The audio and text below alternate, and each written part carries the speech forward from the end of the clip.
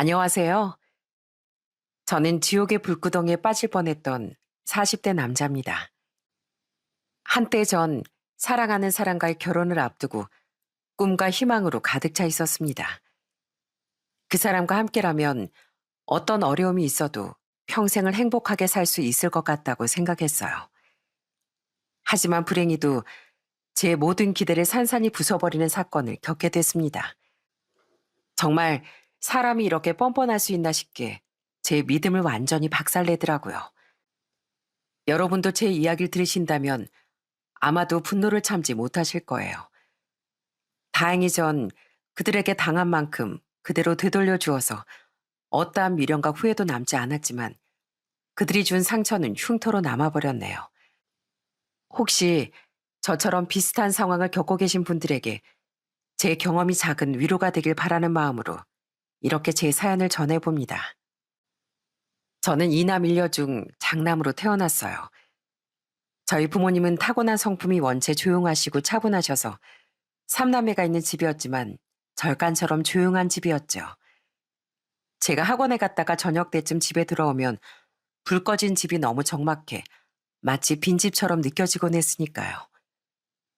엄마, 저 왔어요. 집에 계세요? 왜 불도 안 켜고 계세요? 동생들은 아직 집에 안 왔어요? 종덕이 왔구나. 피곤할 텐데 얼른 씻고 쉬렴. 애들은 방에서 숙제하고 있는 모양이야. 이런 분위기인 집에 아버지가 계셔도 별반 다르지 않았습니다. 오히려 늘 말없이 신문만 보신 아버지 눈치를 보느라 평소보다 더 조용히 있어야 했죠. 오빠, 우리 게임하자. 내가 학교에서 배운 놀이가 있는데 우리 셋이 하면 재밌을 거야. 쉬, 목소리 낮춰. 아버지 신문 보시잖아. 그리고 지금 너무 늦은 저녁 시간이야. 너무 늦었다고? 지금 7시밖에 안 됐는데. 집안 분위기가 이렇다 보니 저도 당연히 조용하고 내성적인 성격으로 자랐습니다.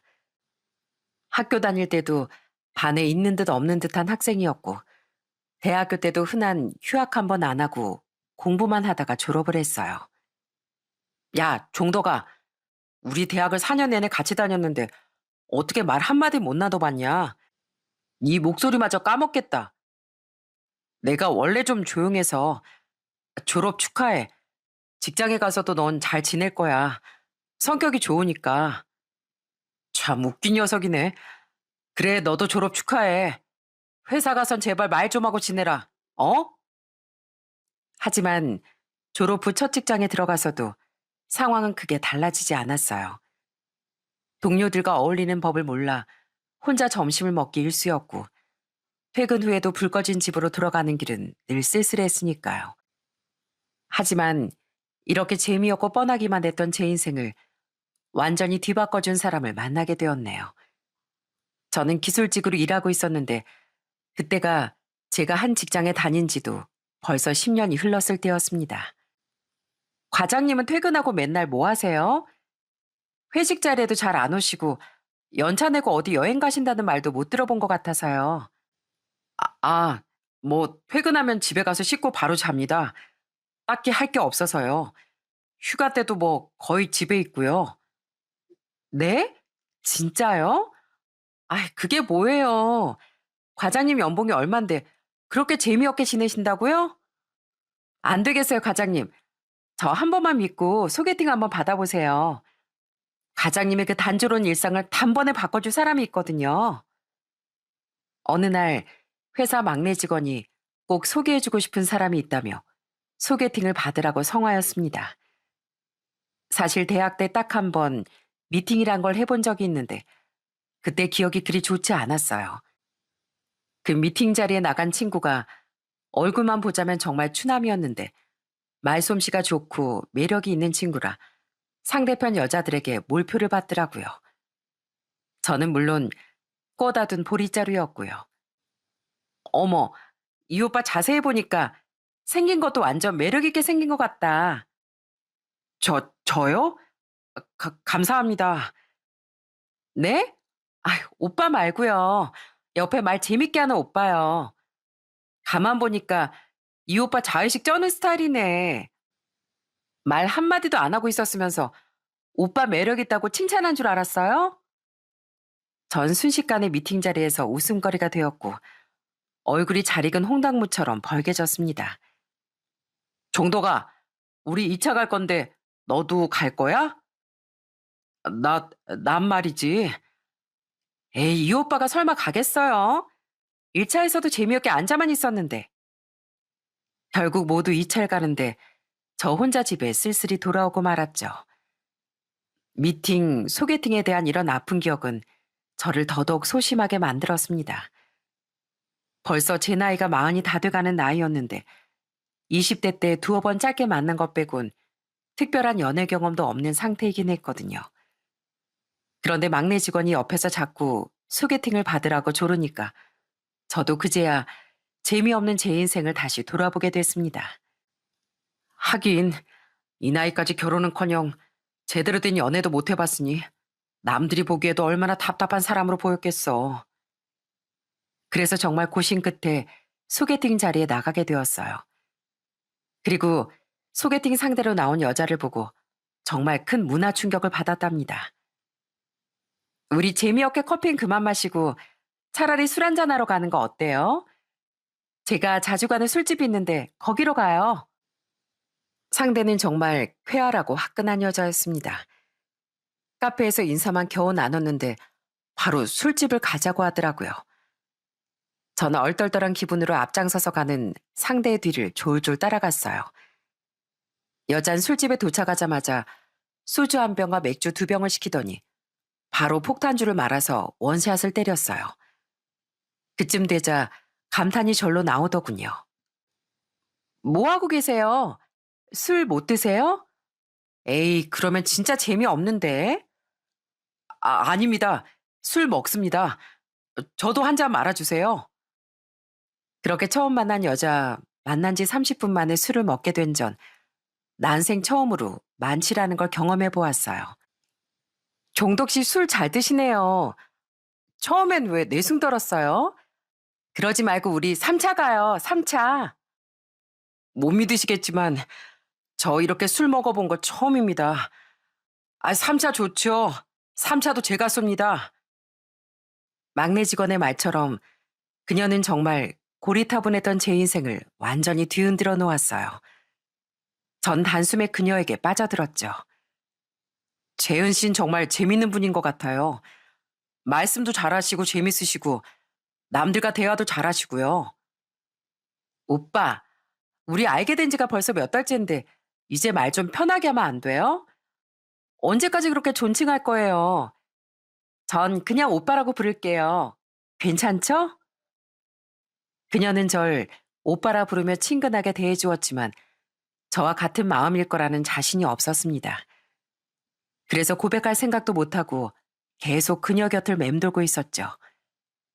그러던 어느 날 역시 제 앞에서 폭탄주를 시원하게 말아먹던 그녀가 갑자기 소리쳤습니다. 아우, 답답해. 우리 언제까지 아무 사이도 아닌 관계로 술만 먹을 거예요? 종도 신 저랑 술 친구만 하고 싶은 거예요? 아니요. 아니죠? 그럼 저랑 사겨요. 저 종덕 씨 말고도 친구 많거든요. 그래서 계속 술 친구로 남을 거면 더 이상 만날 필요는 없을 것 같네요. 아닙니다. 아니에요. 저랑 사겨요, 재은 씨. 저 재은 씨랑 사귀고 싶어요. 역시나 화끈한 성격의 그녀가 밀어붙이는 바람에 저희는 연애라는 걸 시작하게 되었어요. 여자친구와 사귀는 내내 전 그때까지 전혀 경험해보지 못한 새로운 세상을 경험했어요. 여자친구는 늘 솔직하고 당찬 사람이었고 저는 그런 모습이 매일 새로우면서도 설레었습니다.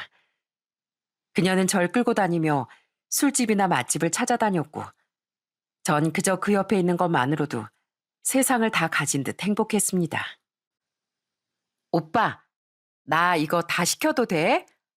예전부터 먹어보고 싶었는데 오랜만에 와보니까 궁금한 메뉴가 많네. 당연하지. 우리 재은이 먹고 싶은 거 다 시켜. 술은 뭐 마실래? 오늘 오랜만에 와인 한잔 할까? 오, 그러면 나 비싼 거 시킨다. 각오해. 이렇게 행복한 연애를 이어가다 보니 저희 눈 깜짝할 사이에 자연스럽게 결혼 이야기를 나누고 있더라고요. 마흔을 앞둔 저에게 이제야 인생의 늦은 봄이 찾아온 듯 했습니다. 오빠, 우리가 이제 결혼 이야기도 나누고 있는데 서로 모은 돈은 얼만지 또 연봉은 구체적으로 어떻게 되는지 오픈해야 되지 않을까? 아무래도 그렇지. 내 연봉은 이것저것 다 합치면 9천 정도 될 것 같아. 그동안 모은 돈이랑 부모님께서 주시는 돈 합치면 7억대 아파트 정도는 무리 없을 것 같고. 전 여자친구에게 솔직하게 제 자산을 공개했습니다. 여자친구의 연봉은 저에 비해 현저히 낮았지만 그런 건 아무 상관없었어요. 하나 걱정되는 게 있다면 정적인 저희 집 분위기를 여자친구가 견딜 수 있을까 하는 것이었죠. 하지만 제 걱정이 무색하게 여자친구는 저희 어머니 아버지까지 단숨에 사로잡았어요. 아버님, 제가 쌈 하나 맛있게 싸드릴게요. 아버님은 특별히 고기 2점 넣어서 크게. 자, 드셔보세요. 아이고, 우리 며느리가 쌈까지 싸주니까 정말 맛있구나. 우리 집에 이렇게 웃음소리가 나는 게 얼마만인지 모르겠다. 전 아버지가 그렇게 크게 웃을 수 있는 분인지 그때 처음 알았네요. 제 동생들도 여자친구를 따라 노래방도 가고 호프집도 다니며 친누나 친언니처럼 잘 따랐어요. 저도 여자친구가 저희 식구들에게 점수를 단 것처럼 예비 장모님 장인어른께 잘 보여야 할 텐데 싶어 조바심이 날 지경이었습니다. 그래서 처음 처가 식구들을 뵙던 날 어찌나 긴장했는지 모릅니다. 가기 전엔 분명 씩씩하게 인사드릴 거라고 몇 번이나 연습했는데 막상 실제로 뵈니 목소리가 자꾸 작아졌어요. 안녕하세요. 장인어른 장모님, 류종덕이라고 합니다. 반갑네. 자네가 우리 딸을 홀랑채간 그 청년이구먼. 실제로 보고 형편없는 녀석이면 내가 엉덩이라도 차주려고 했지. 장인어른은 특유의 너털 웃음을 터뜨리며 제 어깨를 툭툭 두드리셨습니다. 아빠, 자꾸 그러시면 이 사람 당황해요. 오빠, 많이 놀랐지? 우리 아빠가 농담하신 거야. 여자친구는 장난이라며 장인어른과 함께 웃었지만 전 얼굴이 달아올라 제대로 눈도 못 마주쳤네요. 장모님도 그 옆에서 짓궂게 장난을 치시며 분위기를 거들었고요. 우리 사이 팔뚝 좀 한번 만져보자. 과연 우리 딸을 책임질 수 있는 체력이 있나 없나 봐야지. 전 초면인 저의 팔뚝을 만지시는 예비 장모님 때문에 등에 식은땀이 났지만 처가 식구들 모두 이런 농담을 즐기는 것 같더라고요. 그래서 저도 그저 어색하게 웃으며 어떻게든 분위기에 적응해 보려고 했습니다. 여자친구에겐 오빠가 한 분 계셨는데 예비 형님이 다행히 절 많이 챙겨주시더라고요. 매젠 조용한 성격인 것 같은데 우리 집 식구들이 말이 참 많지? 매제가 이해하게나. 그래도 앞으로 심심할 틈은 없을 거야. 네, 저도 좋습니다. 재은이가 왜 그렇게 성격이 좋은가 했더니 장인어른 장모님 성격을 닮은 모양입니다. 비록 진땀나는 순간이 많긴 했지만 어쨌든 저도 무사히 예비 처가에 인사를 드린 것 같습니다. 양가 어르신들이 처음 만나는 상견례도 걱정한 것보단 좋은 분위기 속에 마무리되었고요. 저희 부모님은 상견례 내내 약간 긴장하신 듯 보였지만 장인어른께서 분위기를 주도하셔서 자연스럽게 대화가 오고 갔답니다. 제 딸에게 들으니 우리 사위 연봉이 꽤 높다더군요. 사돈 어른께서 아드님을 아주 잘 키우셨습니다. 과찬이십니다. 저희가 뭐 한 게 있나요? 본인이 알아서 공부 열심히 하고 성실하게 근무해서 여기까지 온 거죠. 그러면서 자연스럽게 돈 이야기가 나왔고 예비 장모님은 저희 부모님께 신혼집이나 혼수를 어떻게 할 건지 물으셨어요. 저는 그 물음에 조심스럽게 답했습니다. 네, 장모님. 신혼집은 제가 그동안 모은 돈과 대출을 약간 받아서 7억 정도 아파트를 구할 예정이에요. 재은이와 이미 봐둔 집도 있고요. 어머, 정말? 그거 참 반가운 소리네. 역시 잘난 사이 두니까 걱정할 게 없다니까. 우리 딸이 신랑감 한번 기가 막히게 골라왔어. 예비 장모님은 제 말에 무척 좋아하시며 쑥스럽게 자꾸 제 칭찬을 해주시더군요. 예비 장인도 옆에서 흐뭇하게 웃으시며 한마디 거드셨고요. 젊은 나이에 참 기특하구만. 요즘 세상에 집 한 채 장만하기가 어디 쉬운가. 우리 사위 참 대단해. 이렇게 화기애애한 분위기 속에 상견례가 끝나고 부모님은 제게 이렇게 말씀하셨어요. 예비 사돈분들이 참 밝고 웃음이 많으신 것 같구나. 하지만 원래 잘 웃는 사람이 한번 틀어지기 시작하면 더 무서운 법이야. 그러니 늘 장인 장모님께 예를 갖추고 잘 모시도록 해라 아들아. 네, 그럼요. 제가 잘해야죠. 부모님과 이런 대화를 나누면서도 화를 내시거나 인상을 찡그리는 처가 식구들의 모습이 잘 그려지지 않더라고요. 처음 뵌 자리에서부터 환하게 웃으시고 항상 따뜻한 말로 절 맞아주셨으니까요. 저는 상견례 이후에도 종종 예비 처가의 방문에 밥도 먹고 가끔 작은 선물도 사드리며 점점 한 가족이 되어갔습니다. 그렇게 시간이 어느 정도 흘러 여자친구와 전 원하는 신혼집까지 계약을 마쳤어요. 이젠 정말로 부부가 되는구나 싶더라고요. 오빠, 집 너무 좋다.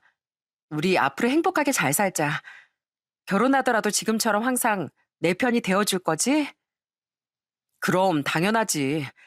난 언제나 재은이 네 편이야.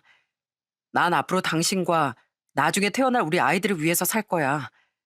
내가 더 잘할게. 기대해도 좋아. 정말? 그 말 진짜지? 나 그럼 기대한다. 오빠를 만나서 정말 든든해. 여자친구 그러면서 사랑스러운 미소를 지었습니다. 하지만 이때 꿈만 같던 행복이 그렇게나 쉽게 산산조각이 날 줄은 꿈에도 몰랐죠. 신혼집을 계약하고 한 2주쯤 흘렀을까요? 그 무렵이 저희 결혼을 한 달 정도 앞두었을 때였어요. 어느 날 예비 장인이 처가로 절 부르시더라고요. 이복의 사위, 많이 바쁜가? 저녁에 집으로 좀 올 수 있겠나? 결혼 앞두고 자네한테 할 얘기도 있고 같이 술이나 한잔 하고 싶어서 말이야. 오늘 저녁에 바로요? 아, 네, 알겠습니다. 장인어른 그럼 이따가 찾아뵙겠습니다. 저는 할 말이 있다던 예비 장인의 말에 퇴근하자마자 여자친구와 예비 처가로 향했어요. 처가에 가보니 식탁이 모자랄 정도로 엄청난 진수성찬이 차려져 있더군요. 장모님, 무슨 음식을 이렇게나 많이 하셨어요? 한우에 갈비찜에 회까지 떠오셨어요? 아유, 차린 것도 없어. 어서 와서 식사하게나. 많이 먹어, 우리 사위. 평소엔 장모님께서 음식하기 힘드시다며 주로 외식을 하거나 배달을 시켜 먹었거든요. 그런데 그날은 잔치상 버금가는 어마어마한 밥상이더라고요.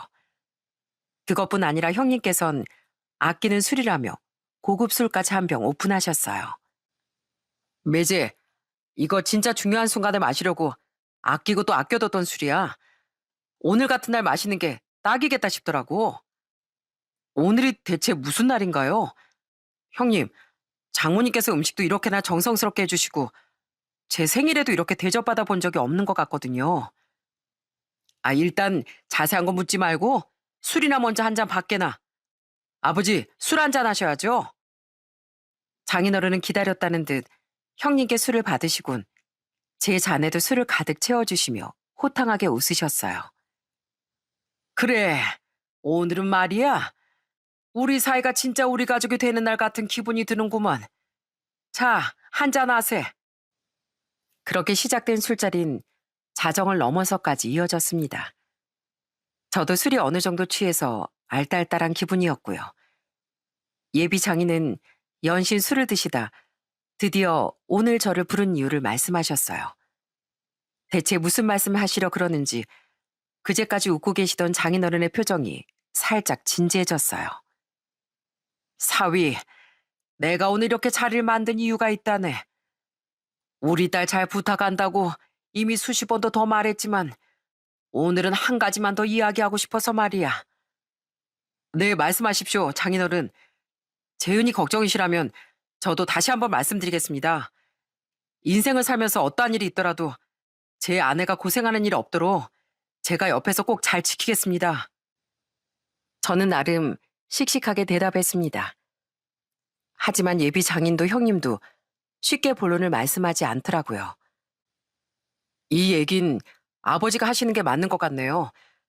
전 말 못하겠어요. 그리고 마침내 예비 장인이 제게 아주 충격적인 이야기를 꺼내시더라고요.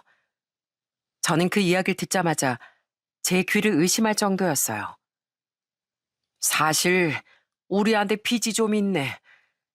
내가 요즘 무리하게 투자하다가 진 빚이 1억 정도 있고 내 아들도 사업이 어려워서 당장 갚아야 할 돈이 1억 정도 있다네. 자네 연봉이면 2억 정도는 금방 갚지 않겠나. 7억짜리 아파트도 무리 없이 얻을 정도면 말이야. 네? 지금 무슨 말씀을 하시는 건지. 내 말 못 알아듣겠나? 자네가 빚을 좀 갚아줄 수 없겠나? 이렇게 묻고 있지 않나?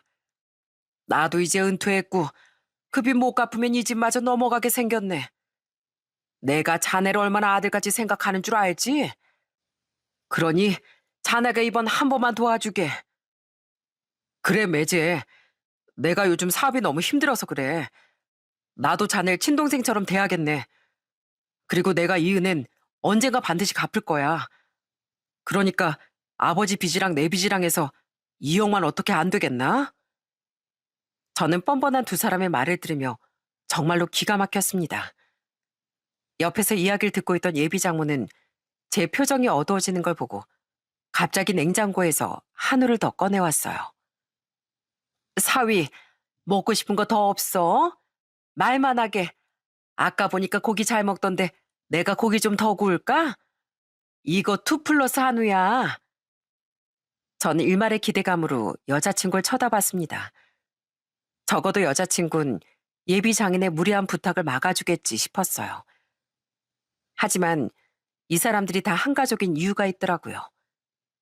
저는 여자친구의 말을 듣곤 한 대 얻어맞은 듯 입을 떡 벌리고 말았습니다. 오빠, 오빠 돈 잘 벌잖아. 우리 가족이 이렇게 힘들어하는데 당연히 사이가 도와야지. 안 그래? 오빠가 그랬잖아. 어떤 상황이든 날 최우선으로 생각하겠다고. 우리 아직 젊은데 돈이야 또 벌면 되지. 그냥 딱 1억씩만 도와드리자. 우리 아버지, 우리 오빠도 다시 일어나야지. 그러면서 여자친구는 절 향해 방긋 웃어 보이더라고요. 아주 온 가족이 절 호구로 보는 게 분명했어요. 예비 처가 식구들은 제 대답을 재촉하는 듯 저만 바라보고 있었고요. 저는 뭐라 해야 할지 너무 당황스러워 아무 대답도 하지 못하고 그저 손에 쥔 술잔만 만지작거렸습니다. 하도 어이가 없어서 말이 안 나왔거든요. 집안의 공기는 더더욱 무거워졌고 웃음 많던 예비 장인과 장모도 점점 표정이 굳어갔어요. 전 일단 이 자리를 벗어나야겠다 싶더라고요. 일단 어떤 상황인지는 알겠습니다. 제가 생각을 좀 해볼게요. 저도 쉽게 결정할 액수가 아니어서요. 일단 전 오늘 술을 좀 많이 먹은 것 같아 이만 가보겠습니다. 머리가 좀 아프네요. 자네 벌써 가려고? 왜 더 이따 가지 그러나? 아직 술도 남았는데. 저는 그때 정말 머리가 아파왔습니다. 사실은 처가 식구들 때문에 골치가 아팠던 거죠. 오빠, 마시면 얼마나 마셨다고 벌써 그래. 오빠 잘 먹는 날엔 5병도 넘게 마시잖아. 아니야, 오늘은 컨디션이 좀 그렇네.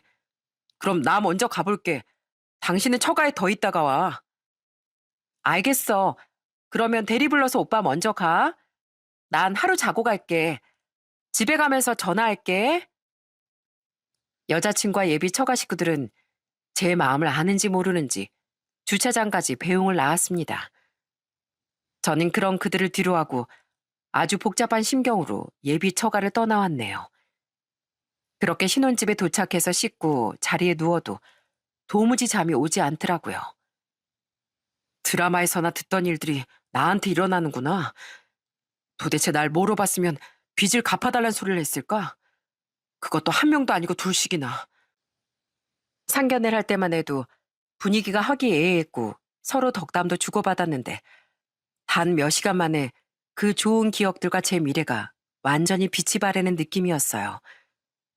저는 뜬 눈으로 밤을 지새우다 결국 다음 날 여자친구에게 전화를 걸었습니다. 그때까지만 해도 정말 마지막 지푸라기를 잡고 있었어요. 어제 모두 술을 많이 먹었으니 제게 실수를 한 거라고 정말 마지막으로 믿고 싶었습니다. 재은아, 나야. 처가에선 잘 잤어? 혹시 말이야, 어제 나한테 장인 장모님이 하셨던 말 기억나? 저는 제발 여자친구가 어제 술에 너무 취해 기억이 나지 않는다거나 아니면 그저 말실수였다고 해주길 간절히 바랬습니다. 하지만 여자친구는 정말 기쁜 목소리로 대답하더군요. 그럼 당연히 기억나지. 오빠 가고 나서 우리 부모님이 얼마나 기뻐하셨는지 몰라. 지금도 아침부터 콧노래까지 부르신다니까. 오빠가 우리 가족들 빚 갚아준다고 했잖아. 그냥 처가에 혼수 마련했다고 생각해. 그렇게 생각하면 마음이 좀 더 편하지? 그게 정말 네 생각이야? 당신도 내가 빚을 갚아줬으면 좋겠다고? 왜? 오빠 설마 싫어? 지금 못 해주겠다고 말하는 거야? 아니, 우리가 이제 평생 한 가족인데 그 정도는 갚아줄 수 있는 거 아니야? 오빠 능력에 비하면 얼마 안 되는 돈이잖아. 그렇다면 네 마음 잘 알겠어. 나 이제 출근해야 되니까 전화 끊자. 저는 곧장 전화를 끊어버렸어요. 그리고 그 후로 예비 처가 식구들은 물론이고 여자친구의 전화도 받지 않았어요. 여자친구는 제게 끊임없이 전화라고 메시지를 보내왔더라고요. 오빠, 왜 이래 진짜. 집에 가도 있지도 않고. 이러지 말고 우리 만나서 얘기하자.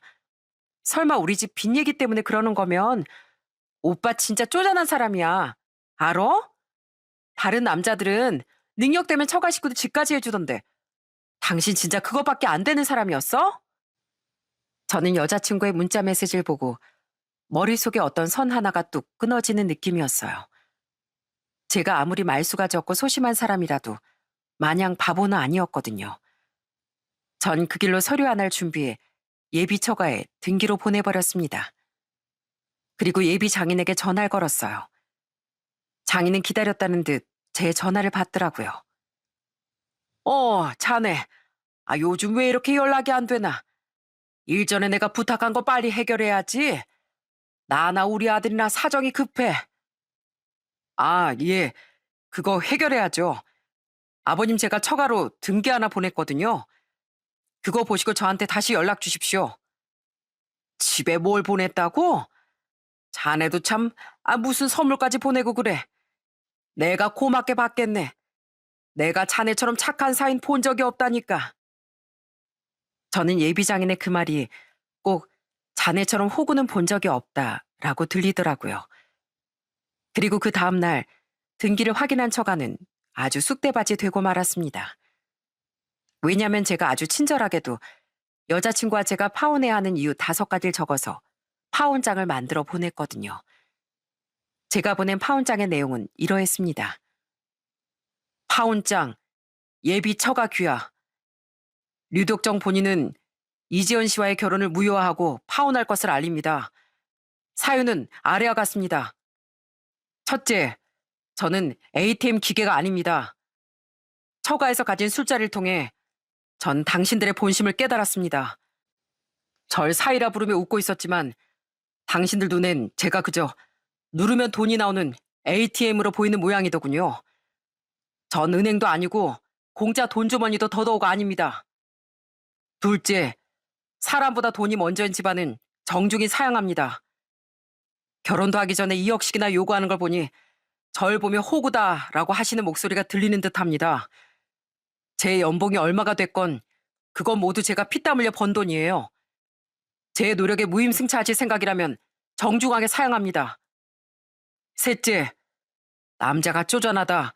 그것밖에 안 되냐는 말은 인격 모독입니다.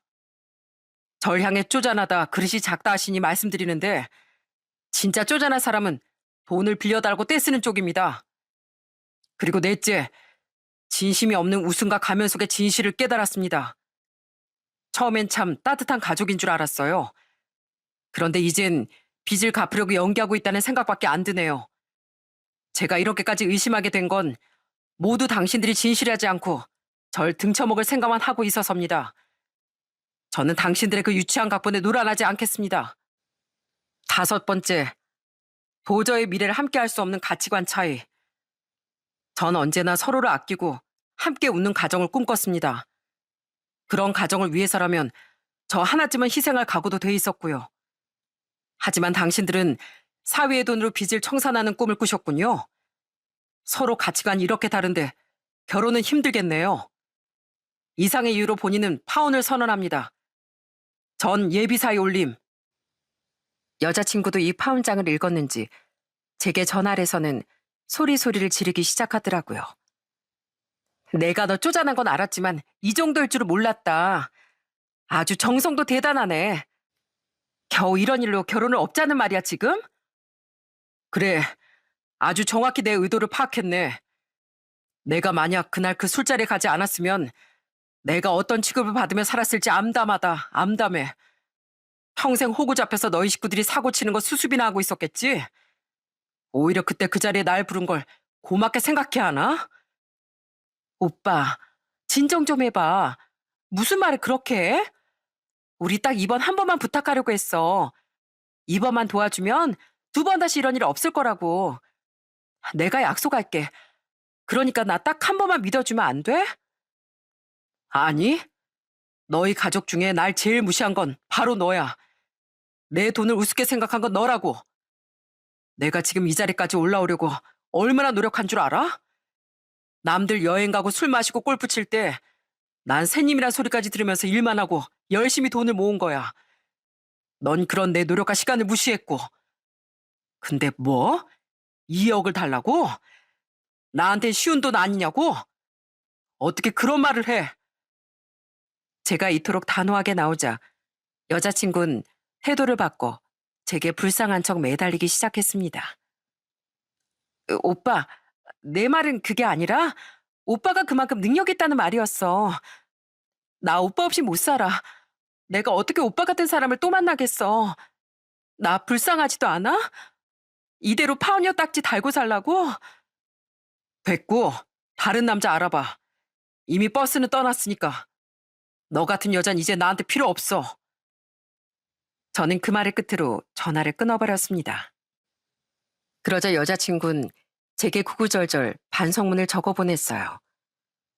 오빠, 우리 집 빚은 안 갚아줘도 돼. 그냥 해본 말이었어. 오빠가 원하면 우리 가족들도 안 보고 살게. 난 우리 부모님이 하도 부탁하셔서 그 말 전달한 잘못밖에 없다고.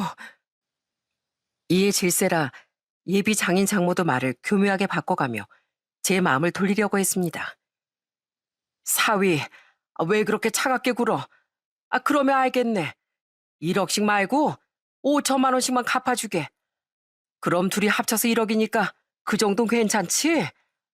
설마 5천도 힘들어? 그러면 3천씩이라도 어떻게 안 되겠나? 여러분이 듣기에도 정말 지긋지긋한 사람들이죠. 저는 결국 그 인간들의 모든 연락처를 차단해버렸습니다. 그렇게 늦봄인 줄 알았던 제 결혼은 결국 파혼으로 끝이 나고 말았어요. 저는 이 모든 일을 부모님께 어떻게 말씀드려야 하나 고민이 많았습니다.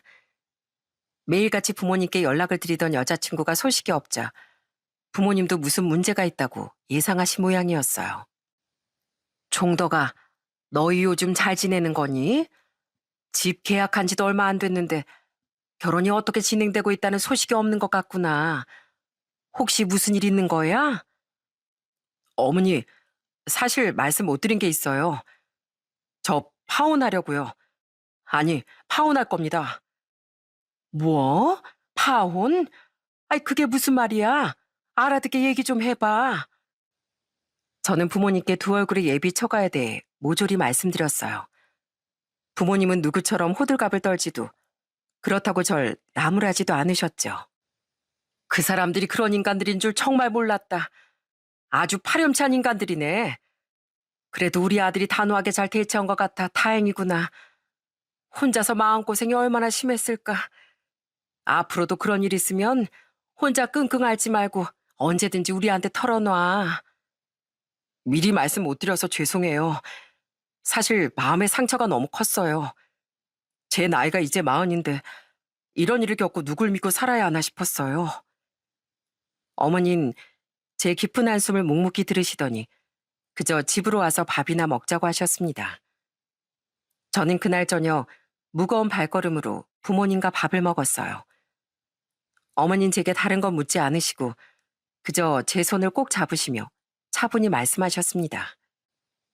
네 마음 내가 안다.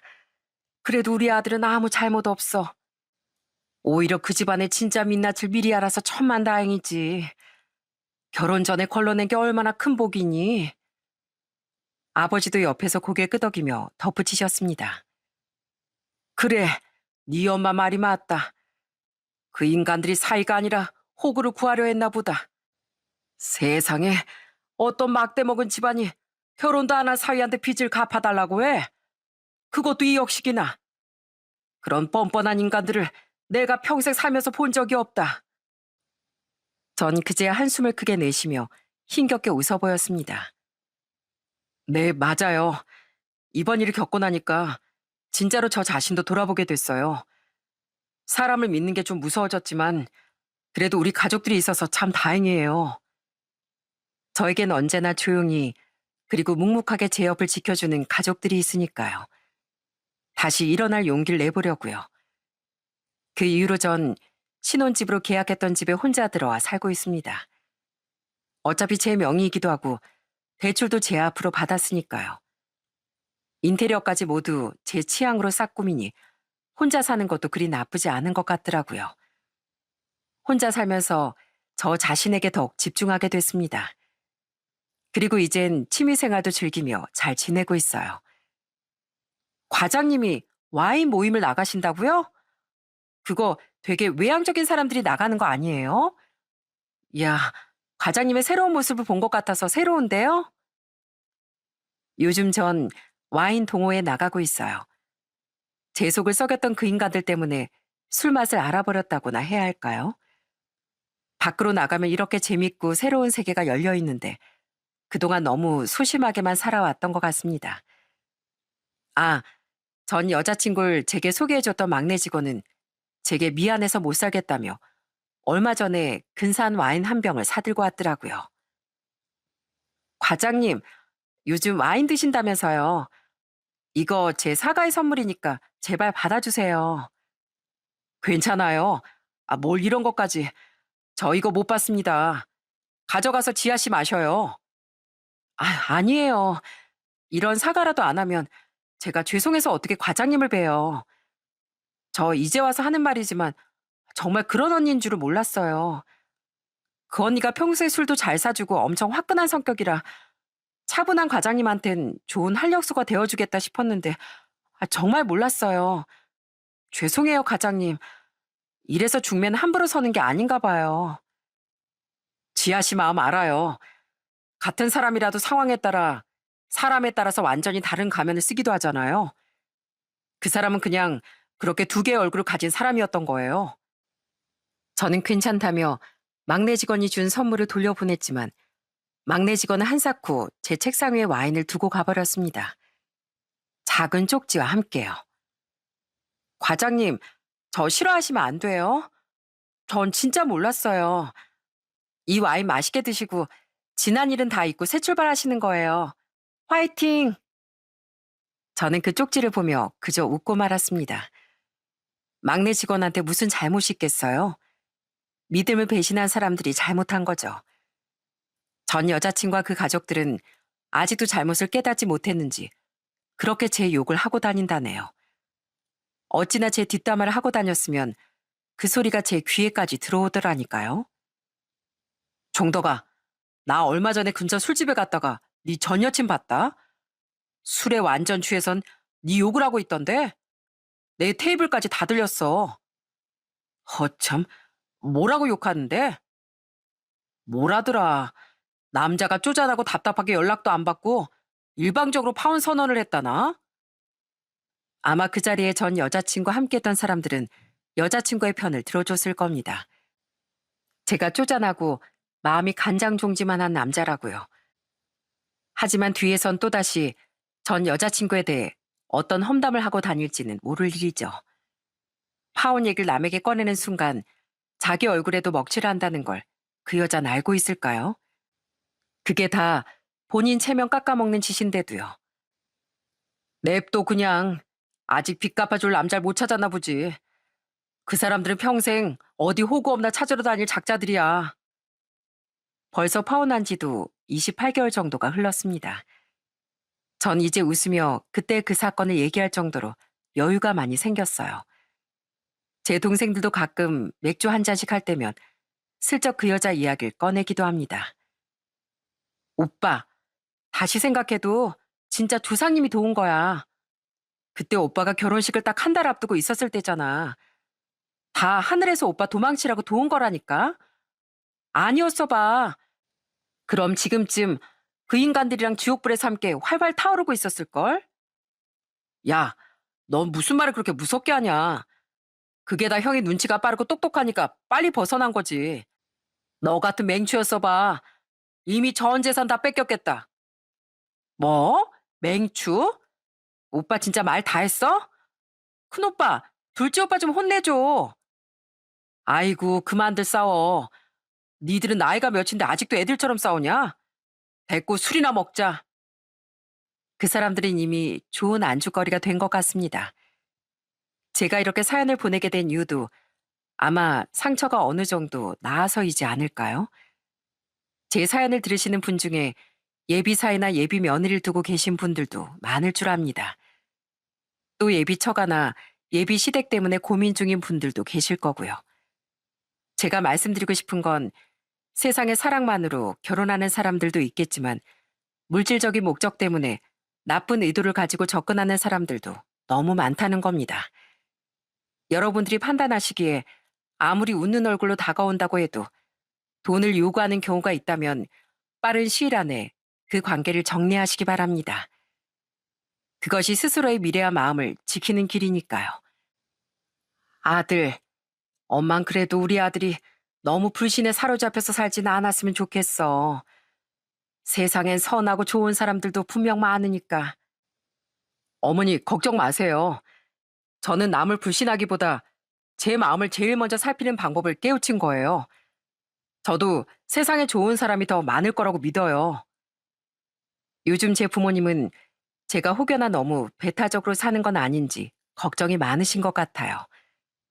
하지만 전 오히려 제 마음이 건강해졌다고 생각합니다. 과장님, 요즘 휴가도 잘 쓰시고 어디 좋은 데 놀러 가시나 봐요? 혹시 새로운 분 생기신 거예요? 자네도 참 농담이 지나치네. 요즘 난 나 하고 싶은 거 하고 살기에도 바쁘다네. 파혼을 겪으며 든 생각이 사람을 믿고 사랑한다는 건 참 어려운 일인 것 같습니다. 가족이 된다는 건 단순히 부부끼리 혼인신고 한 장으로 끝나는 일이 아니라 서로의 인생과 가족들까지 책임지는 일이더군요. 전 이번 일을 통해 한 가지를 확실히 배웠습니다. 사랑이란 서로의 마음을 지켜주는 것이지 한쪽의 일방적인 희생과 금전적인 부담 안에선 오래가지 못한다는 것을요. 혹시 지금 이 사연을 듣고 계신 분 중에도 저처럼 이게 맞는 걸까 고민하며 밤잠을 설치는 분들이 계실지도 모르겠습니다. 그렇다면 제 경험이 도움이 되었으면 좋겠네요. 결혼은 함께 살아가기 위한 약속이지 누군가를 위해 스스로를 희생하는 계약이 아니거든요. 여러분의 마음과 미래를 지키는 선택을 꼭 하시길 바랍니다. 그럼 이만 제 사연은 여기서 마치도록 하겠습니다. 제 사연 들어주셔서 정말 감사합니다.